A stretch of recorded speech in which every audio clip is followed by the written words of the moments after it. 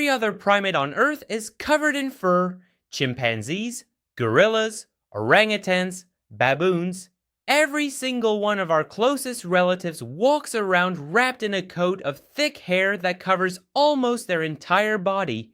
And then there's you, naked, exposed, with a thin layer of skin between you and everything the world can throw at you. No insulation, no protection, no natural armor of any kind.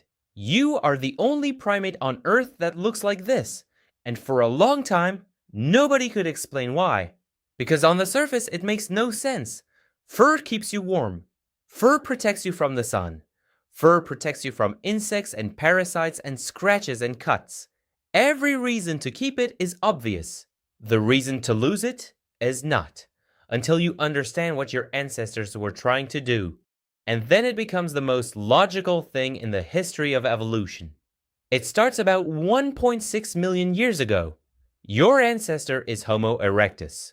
Upright, bipedal, walking on two legs across the open savanna of Africa.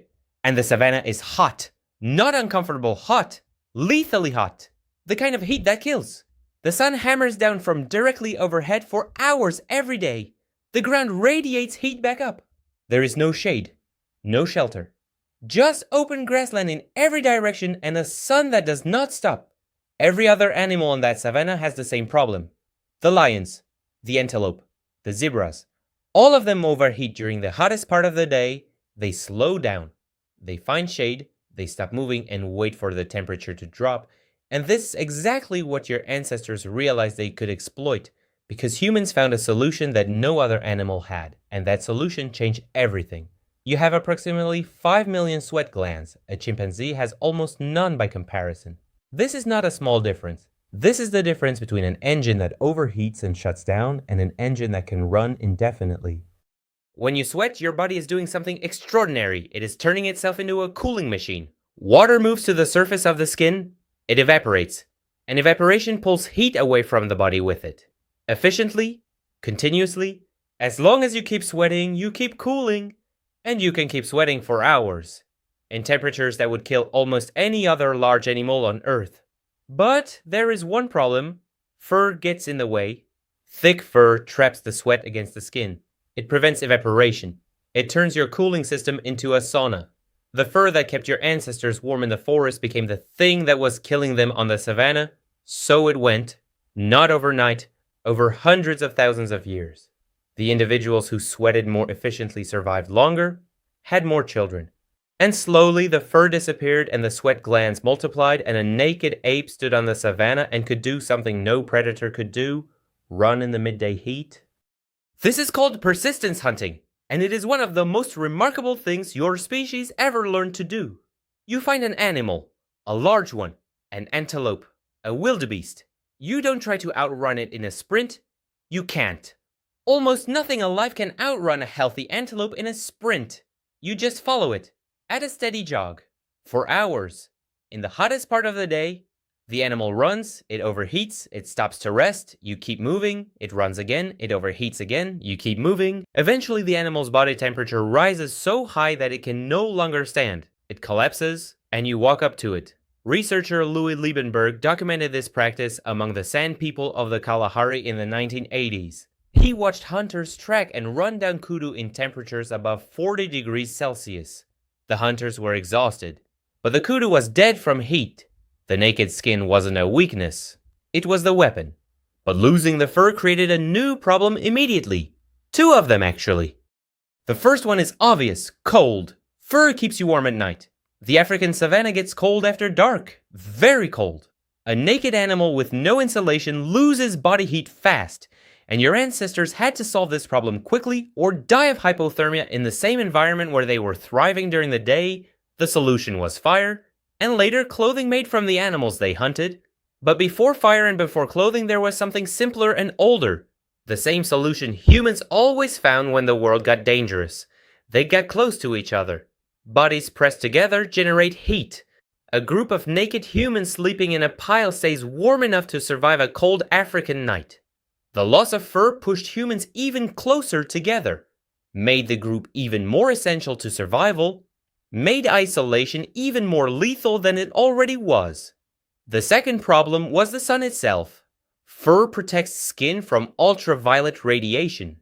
Without it, your skin is exposed.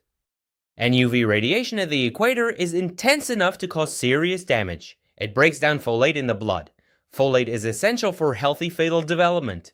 A pregnant woman with severely depleted folate is much more likely to lose the pregnancy or produce offspring with serious birth defects. So when the fur went, the skin had to adapt fast. And it did. Melanin, the pigment that makes skin dark. Melanin absorbs UV radiation before it can penetrate deep enough to damage the blood. The first naked humans were dark-skinned, not because of any cultural or geographic accident, because dark skin was the only skin that could survive the African sun without fur. Every human being alive today descends from ancestors with dark skin. The variation in skin color you see across the world today came much later, when humans left Africa and moved into environments with less sun, where dark skin blocked too much UV and prevented the body from producing enough vitamin D, and the skin lightened. Slowly, over thousands of generations, following the sun wherever humans went. And then there is the part nobody expected. The naked skin didn't just solve a temperature problem, it changed how humans communicated. Fur hides emotion. A chimpanzee's face shows some expression, but the rest of the body is covered. You can't see blood rushing to the skin. You can't see goosebumps. You can't see the flush of embarrassment or the pale of fear.